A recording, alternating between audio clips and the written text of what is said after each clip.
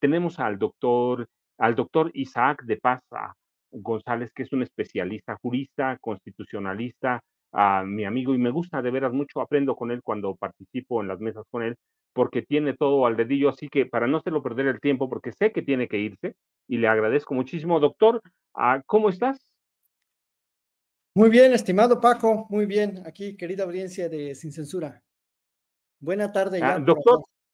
ya tardes, doctor. Antes de que, mira, en la prisísima, ya ni te pregunto más cómo estás. Sé que te veo, sé que estás bien, te escucho la voz y digo, el doctor está muy bien. Tenemos una huelga, bueno, no huelga porque no pueden, jueces y magistrados no pueden ir a huelga, pero tenemos un paro muy loco. Yo le platicaba a la audiencia, tenemos un paro muy loco de trabajadores del Poder Judicial al que se sumaron el primer minuto de este miércoles, jueces y magistrados. La Suprema Corte todavía está en veremos. Hoy tienen la segunda sesión para ver qué van a hacer, pero ¿qué es este paro? ¿Qué significa? Yo a veces les digo, cuando yo voy con un juez o tengo un problema, les digo, puede pasar esto, me dicen, bueno, cuando pase, está en un supuesto y los supuestos no existen, pero hoy tenemos un paro de un supuesto que puede afectar, porque puede afectar los derechos laborales. ¿Qué representa este paro, doctor? Bueno, representa, en primer lugar, Paco, ojo lo que voy a decir, y lo digo con mucha responsabilidad, representa la falta de fundamento jurídico, de motivos realmente concretos para rechazar la reforma judicial. No hay fundamento legal del paro. Es un paro, como ellos dicen. En todo caso, en el derecho laboral existe la huelga, el derecho de un grupo de trabajadoras, trabajadores, de irse a huelga porque el patrón pues incumple las condiciones pactadas en el contrato colectivo. En este caso, pues no pueden irse a huelga porque pues el patrón es el Consejo de la Judicatura y no se les ha dejado de pagar, nadie los está obligando a trabajar más, no se les están cambiando las condiciones de trabajo. O sea, como tú bien lo dices, no hay ningún motivo. En este caso, es una discusión parlamentaria del proceso legislativo, lo que en su llegado el momento pudiera, según su apreciación subjetiva, pudiera afectarles en sus derechos. Pero la realidad, y con esto también quiero puntualizarlo, y lo digo con todo el conocimiento del dictamen, de la propuesta, de las discusiones actuales en el Congreso, no se les están afectando los derechos laborales, los derechos adquiridos, las expectativas que tienen ellos legalmente. La reforma judicial no finiquita al poder judicial, no finiquita la carrera judicial. No es cierto que va a ser por sorteos, no es cierto que se acaba el poder judicial, no es cierto que los van a correr a todos. O sea, y lo digo porque he escuchado estas posturas de colegas, abogadas, abogados del poder judicial. No, nos van a correr a todos. No es cierto, no sé cómo, no entiendo cómo abogadas, abogados, cuyo trabajo como abogado, Paco, lo primero que tienes que tener es el motivo para quejarte de algo. Y luego de que tienes un motivo, tienes que encontrar el fundamento legal para quejarte realmente ante una autoridad. Es decir, tiene que haber un fundamento legal y una motivación. Las dos cosas. Puede haber una, puede haber la otra, pero no es por separado. Tiene que haber las dos cosas para que tú ejerzas un derecho, para que digas, estoy ejerciendo este derecho, en este caso ellos al paro, porque hay un verdadero motivo legal y no lo hay. O sea, es una huelga ilícita. Por eso incluso, Toño, y también esto hay que remarcarlo porque no lo van a ver en ningún medio. Hay también al interior del Poder Judicial una división. Hay dos visiones también en el Poder Judicial. Y esto no de ahorita, también desde hace mucho. Se debate también una vieja guardia del Poder Judicial con gente que tiene visiones distintas y novedosas. En los propios juzgados federales, la Asociación de Magistrados no fue un consenso pleno. Hay jueces, hay magistrados que yo conozco y que no están de acuerdo con el paro, que pues a lo mejor están dejando que la gente tome sus decisiones, pero no hay fundamento legal. El desplegado que yo ayer vi de una asociación de jueces no tiene ningún, no comienza como debe comenzar. toda decisión judicial con el derecho. Toda decisión judicial debe comenzar por un fundamento jurídico. Y en este caso, el paro, por eso le llaman así, porque simplemente es un paro de labores convocado fuera del marco jurídico. Están argumentando por ahí, queriendo decir, estamos defendiendo el derecho de acceso a la justicia. No es cierto. Con el paro hasta lo trastocan, porque dejan de trabajar, los expedientes no caminan. Alguien que tiene un juicio civil federal, pues ni modo, señor, espérese hasta a ver cuándo, porque además ni siquiera están estableciendo cuándo se van a reintegrar. Y lo más importante, querido Paco, querida audiencia, es algo que todo el mundo está perdiendo de vista. O sea, todo el mundo que se opone a la reforma, todo el mundo que se opone a la reforma pierde de vista que esta reforma constitucional está siendo impulsada por el poder constituyente. Y el poder constituyente originario es el pueblo, y ya plasmó el pueblo su voluntad. El pueblo soberano, el soberano que es el pueblo, ya plasmó su voluntad. Y ellos, al querer rechazar la reforma, están rechazando la capacidad del pueblo de darse sus propias leyes y su propia forma de gobierno. Si el pueblo quiere elegir a sus jueces, el pueblo manda. Salux populis, suprema lexis est, decían los romanos, o sea, la ley suprema es la salud del pueblo. Entonces, se les está olvidando eso a todo mundo, a los constitucionalistas. Yo no sé dónde quedaron las clases del poder constituyente originario que es el pueblo, y que el pueblo puede provocar, implementar, desplegar las reformas constitucionales que le parezcan más oportunas, porque el pueblo tiene derecho a decidir en su futuro como un soberano, como una nación, como parte del Estado. Al Estado mexicano lo que lo sostiene es el pueblo. Entonces les está olvidando ese pequeño, gran detalle. Por eso no tiene razón de ser el paro, sinceramente.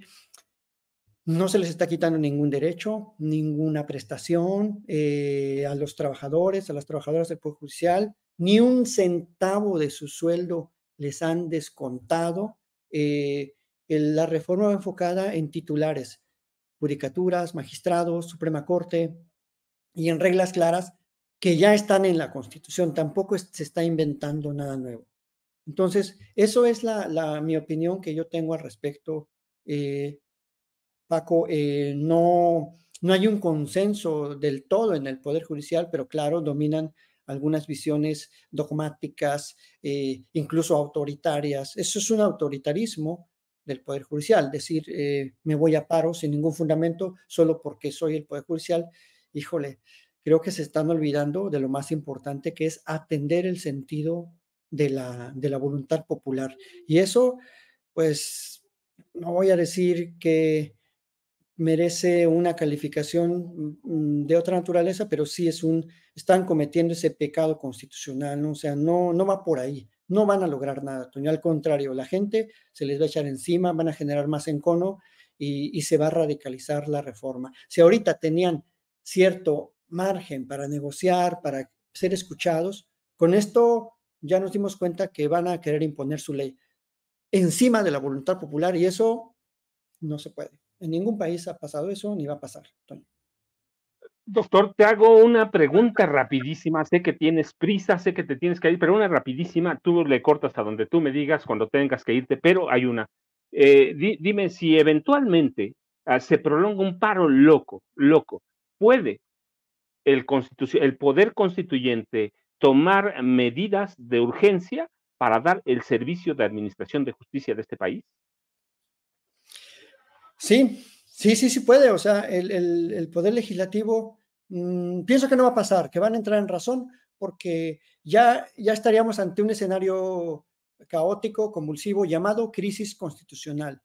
La crisis constitucional es cuando uno de los poderes, en este caso el judicial, anuncia el incumplimiento de la Constitución.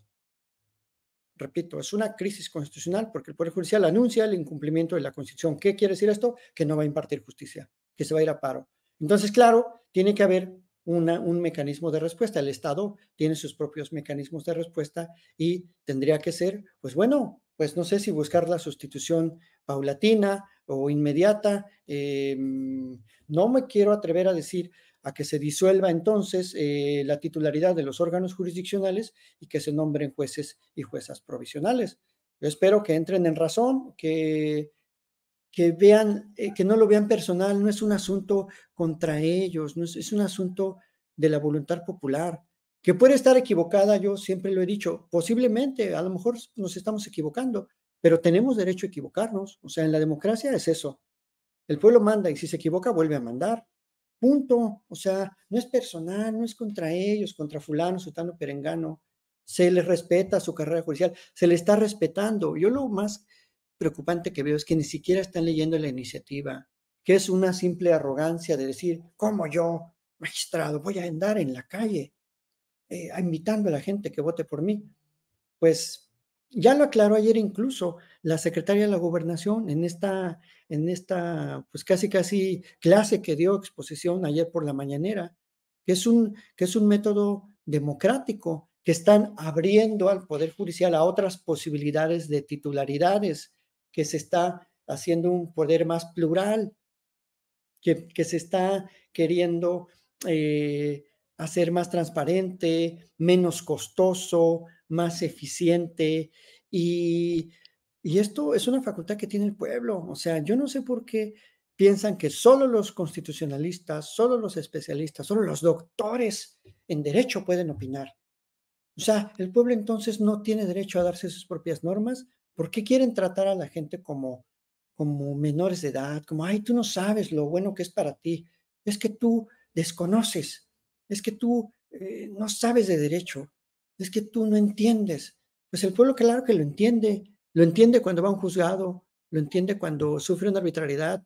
Lo entiende cuando se siente excluido de un sistema judicial. Lo entiende cuando ve que el poder favorece a los que más tienen dinero, a los que tienen palancas, a los que se arreglan con los jueces por debajo de la mesa.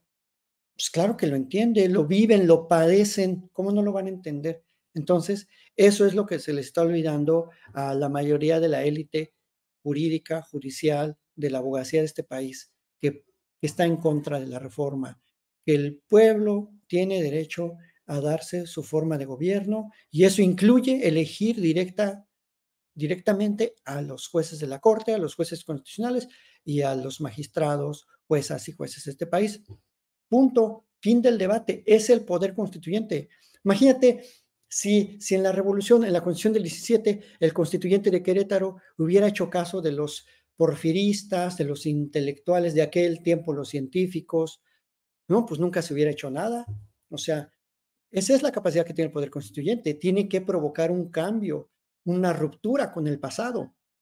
Eso no lo digo solo yo, nos lo dice la historia, nos lo dicen los libros de derecho constitucional, nos lo dicen otras experiencias constitucionales. O sea, no es un invento mío. Yo que doy una clase ahí de derecho constitucional pues hace algunos años, pero hay que ver las experiencias constitucionales y hay que conocer que esto sí tiene un sustento, sí tiene un fundamento, la reforma, es el sentir popular. Entonces, vamos, o sea, démosle al pueblo lo que está pidiendo, porque además pues no es de que nos guste, es de que en la democracia así es, la mayoría ya se expresó en las urnas, ya votó por un plan C, pues vamos a implementarlo, con los riesgos que eso implique.